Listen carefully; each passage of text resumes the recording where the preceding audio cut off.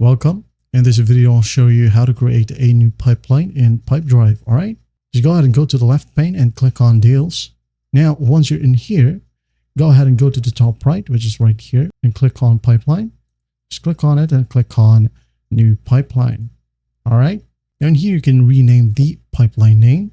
For example, New Pipeline or Pipeline 4, like that. And in here, as you can see, we have qualified, contact made, demo scheduled.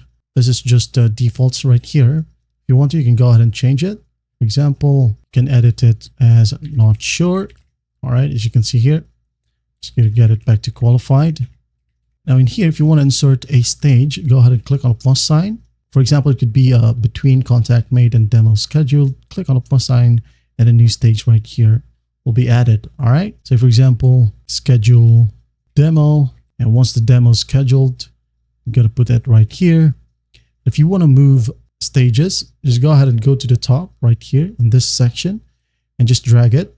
All right. Like for example, like that. If you want to add in some more stage right here at the very end, just click on new stage or just click on the plus sign.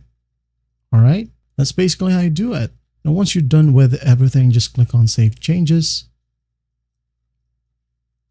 and wait for it to load. And once it loads, it's going to look like this. All right. If you want to select a different pipeline, just click on the drop down.